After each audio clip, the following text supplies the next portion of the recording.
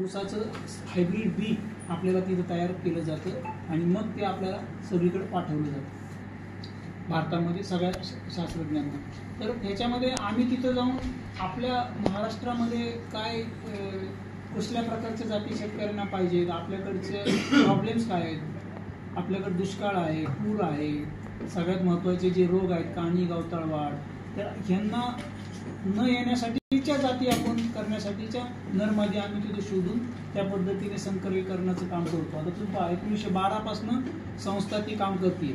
त्यामुळं आत्ता ज्या आपल्याकडे जाती आल्यात त्याच्यामध्ये बरेचसे बदल झालेले आहेत आणि चांगल्या चांगल्या जाती आता आपल्याकडे उपलब्ध होतात. कारण त्याचा जो प्लॅटफॉर्म ज्याला म्हणतो आपण, एक 1912 साली त्यांनी जे 2 क्रॉस केले, म्हणजे त्याच्यामध्ये जंगली जाती होत्या काही आणि काही आपल्याकडे साखरेच्या जाती होत्या, त्यांचा संकर करून वेगवेगळे गुणधर्म प्रत्येक जातीमध्ये ते आणण्याचं काम गेली 70-80 वर्षे तिथून आपण करत आलेलो आहे. आता जवळपास 100 वर्ष त्या संस्थेला होऊन गेलेले आहेत.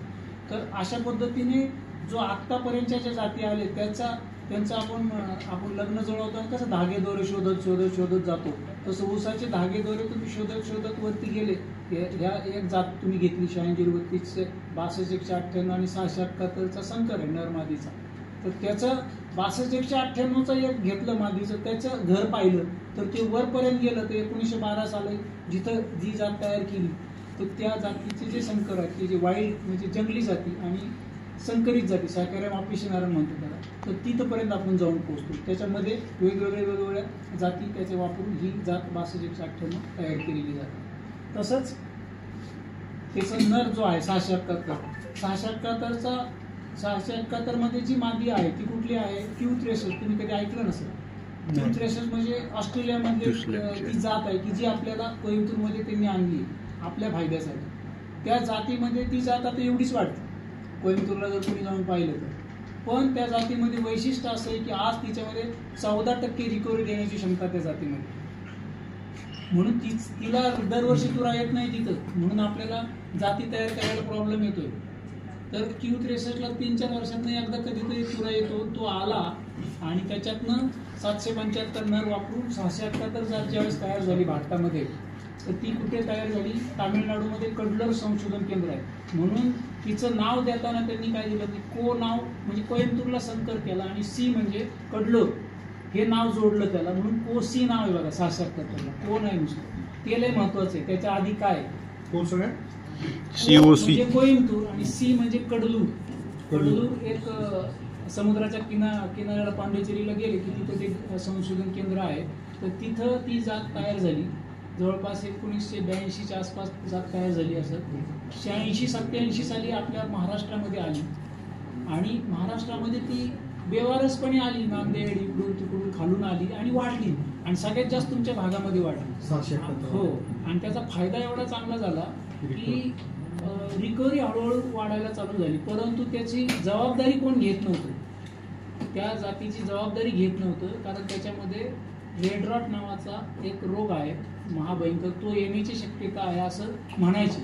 परंतु VSIनी साखर धंद्याची गरज ओळखून त्या जातीला प्रसारित केलं 1994 साली आणि 2000 साली तुमच्या भागामध्ये ऑथोराईज चांगलं बेनं पोहोचवलं गेलं. लातूर, परभणी, मराठवाडा, जालन्यामध्ये. आणि 2000 साली तुमचा जो साखर उतारा होता त्याच्यामध्ये जवळपास 2% वाढ, 1.5 ते 2% वाढ फक्त एका जातीमुळे झाली आणि तिला सपोर्टिंग जात मिळाली त्यावेळेस को 96. तर ह्या 2 जातीमुळं महाराष्ट्रातला साखर धंदा भरभराटीला आला.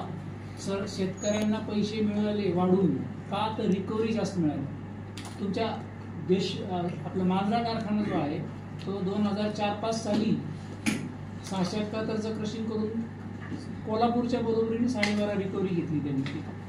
मराठवाड्यामध्ये रिकव्हरी हा कमी रिकव्हरीचा भाग आहे तसा, पण तरी सुद्धा आपल्याला तेवढी रिकव्हरी शक्य झाली ती फक्त जाती बदलल्यामुळे. म्हणून जातींचं महत्त्व ऊस शेतीमध्ये फार आहे. परंतु जातींचं महत्त्व ठेवता ठेवता आपल्याला त्यांचं काय म्हणायचं, त्यांचं जे गुण आहेत ते तसे कायमस्वरूपी जास्त वर्ष राहिले पाहिजे. तर ते राहायचे असतील तर आपल्याला त्रिस्तरीय बेनेमाळा वापरला गेला पाहिजे.